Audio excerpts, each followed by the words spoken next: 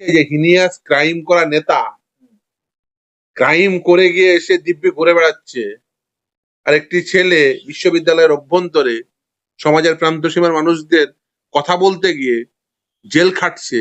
একজন অধ্যাপক তার ছাত্রছাত্রীদের উদ্বুদ্ধ করার জন্য জেল খাটছে। এটা খুব একটা ভালো, গণতন্ত্রের জন্য খুব একটা ভালো কাজ হচ্ছে না, গণতন্ত্রের খুব একটা ভালো লক্ষণও না। দেখুন, সে আপনি যেভাবেই দেখুন না কেন, আলটিমেট তো মানুষ এন্ড রেজাল্ট দেখবে। মানুষ এন্ড রেজাল্টে দেখছে ওমর খালিদ জেলে আর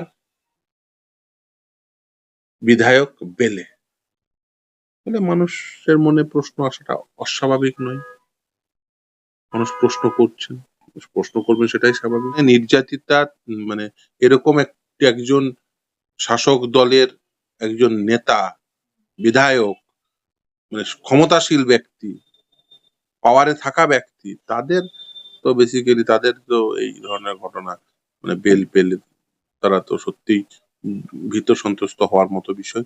আমি মনে করি তদন্তকারী সংস্থার উচিত এই বিষয়ে উপযুক্ত ব্যবস্থা গ্রহণ করা, এবং তারা যদি কোনোভাবে থ্রেটের সম্মুখীন হয় বা কোনোভাবে তাদের উপর আক্রমণ করা হয় বা যাই করা হোক না কেন, তাহলে নিশ্চিতভাবে বেল যেমন হয় বেল ক্যান্সেলেশন হয়, ক্যান্সেলেশন অফ বেল করা উচিত। এখন প্রসিকিউশন কি করবেন সেটার দিকে সবাই তাকিয়ে থাকবে। এবং আমাদের দেশে যেটা সব থেকে গুরুত্বপূর্ণ সেটা হচ্ছে উইটনেস প্রোটেকশন। আমাদের যে নতুন ক্রিমিনাল আইন এসছে, শুধু বই চেঞ্জ হলে আর মানে নাম চেঞ্জ হলে তো হবে না। এই দুটো বই আপনি দেখছেন, আমি জাস্ট ক্রিমিনাল ম্যানুয়াল, আপনি একটাতে দেখবেন ওই আগেকার আইনগুলো রয়েছে, code of criminal procedure, Indian penal code, Indian evidence act, আর নতুন আইন বিএনএস, বিএনএসএস। ফলে এই যে বই পরিবর্তন হয়েছে, আপনি যদি এই দুটো বইয়ের আপনি লেখাগুলো আপনি ওই প্লাগারিজম টেস্ট করেন, অর্থাৎ এর কতটা মিল আছে, আপনি 80% বেশি মিল পাবেন। বই পরিবর্তন হয়েছে, নতুন আইনে একটা নির্দিষ্ট প্রভিশন রয়েছে, কি না উইটনেস প্রোটেকশন স্কিম সমস্ত রাজ্যকে তৈরি করতে হবে। আপনি বলুন আমার রাজ্যে কি স্কিম রয়েছে? কয়েকদিন আগে দেখেছেন আমার রাজ্যে, মনে আছে নিশ্চিতভাবে, শাহজাহান কাণ্ড, সন্দেশখালী, প্রধান সাক্ষী গাড়ি নিয়ে বেরোচ্ছেন, গাড়িতে ধাক্কা মেরে দিল। উইটনেস প্রোটেকশন স্কিম অনুযায়ী category A, category B, category C এর উইটনেস কি ধরনের প্রোটেকশন পাওয়া উচিত, পাচ্ছে এই রাজ্যে? মমতা বন্দ্যোপাধ্যায়কে জিজ্ঞাসা করবেন এই যে ভিকটিম কম্পেনসেশন স্কিম আর এই উইটনেস প্রোটেকশন স্কিম নিয়ে রাজ্যের কি কি আইন রয়েছে, রাজ্যের কি কি রুল রয়েছে, তাদের কি স্কিম। উইটনেস প্রোটেকশন স্কিম এই যে মানুষগুলো যারা উইটনেস দেবেন বিভিন্ন, কারণ যে কোনো অপরাধ সমাজের এগেনস্টে সংগঠিত হয়, প্রসিকিউশনের দায়িত্ব হচ্ছে সেই অপরাধীদের শাস্তির ব্যবস্থা করা, সরকার শাস্তির ব্যবস্থা করা। তো সমাজের এগেনস্টে ক্রাইম হয়, তার জন্য উইটনেসটা হচ্ছে একটি ক্রিমিনাল জাস্টিস ডেলিভারি সিস্টেমের চোখ এবং কান। সেক্ষেত্রে একজন উইটনেস যদি সে প্রোটেক্টেড ফিল না করেন, তাহলে তিনি উইটনেস সাক্ষ্য কিভাবে ভয় ডরহীন ভাবে দেবেন? সে আপনি উন্নয়নের ক্ষেত্রেই বলুন, আর এদিকে সন্দেশখালীর শাহজাহান কাণ্ডেই বলুন।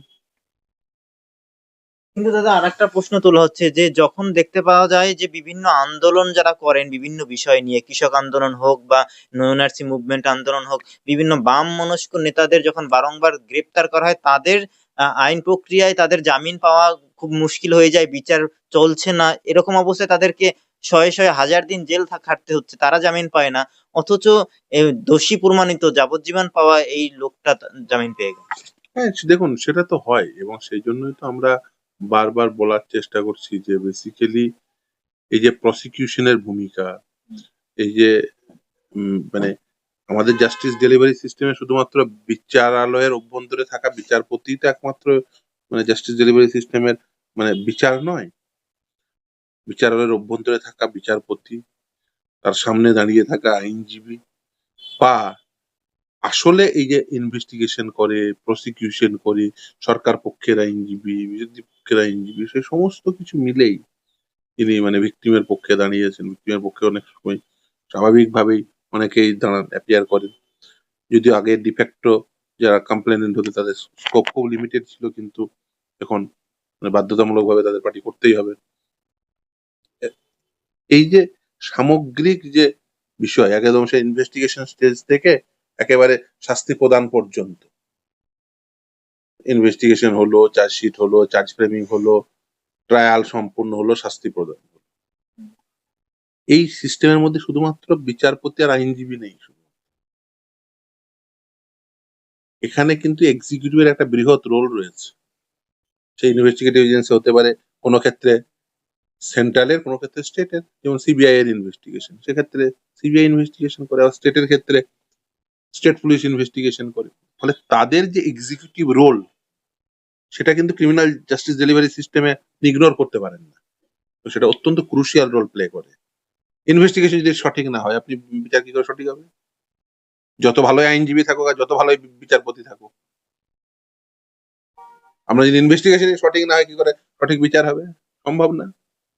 ফলে এটা একটা হলিস্টিক অ্যাপ্রোচ। সমাজের প্রতিটি স্তরে দায়িত্ববান হতে হবে। সেটা সেই ইনভেস্টিগেশন করা অফিসারই হোক, ইনভেস্টিগেটিভ অফিসারই হোক, বা একজন আইনজীবী হোক, বা বিচারপতি, সকলকে সমানভাবে দায়িত্বশীল ভাবে কাজ করতে হবে।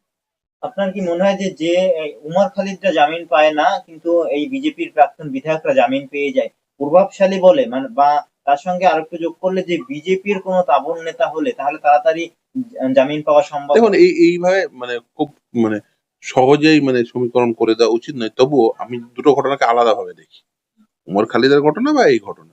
কিন্তু উমর খালিদ, এটা ঠিক কথাই, উমর খালিদের এই যে বেল, একটি মানুষকে এতদিন ধরে মানে জেলে রেখে, আমি জানি না মানে উমর খালিদ কি এমন অপরাধ করেছে, ওকে সত্যিই বেল দেওয়া উচিত। এবং এটা আমার ব্যক্তিগত অভিমত, সত্যি বেল দেওয়া উচিত। অনেকে হয়তো ভিন্ন মত হবেন। দেখুন, আমার দেশে এটা তো সত্য কথা, অনেকে জেলের অভ্যন্তরে রয়েছেন যাদের জেলের অভ্যন্তরে থাকার কথা নয়। আবার অনেকে এরকমও বাইরে ছাড়া গরুর মতো ঘুরে বেড়াচ্ছে জেলের অভ্যন্তরে থাকার। সমস্যাটা হলো আমাদের দেশে কি বলুন তো, আমাদের দেশে কেউ একটা এত ঘটনা ঘটে না, একটা ঘটনা নিয়ে যে ডিপে গিয়ে আরো গভীর ভাবে ভাববেন, এই সময় সুযোগ এখন পাওয়া খুব মুশকিল। এখন তো ওই টিকটকের যুগ হয়ে গেছে, মানে রিলের যুগ আর কি। 2 সেকেন্ডেই সেটা আপনার চোখের বাইরে চলে যাচ্ছে আর কি, তারপরে রিল চলে আসছে। ফলে এই এখন আমাদের সেই আর ওই ডিপে গিয়ে যে এটা কেন হলো, কিসের জন্য হলো, এবং এটা না যাতে ভবিষ্যতে হয় তার জন্য ব্যবস্থা নেওয়া, এই গভীরে যাওয়ার মতো স্কোপ আস্তে আস্তে কমছে। এটা করে ভালো লক্ষণ না। তো এতে অস্থিরতা বাড়ে, আর অস্থিরতা বাড়লে কি হয় সেটার উদাহরণ বাংলাদেশ, সেটার উদাহরণ শ্রীলঙ্কা, সেটার উদাহরণ পাকিস্তান অনেকদিন থেকে যুঝছে।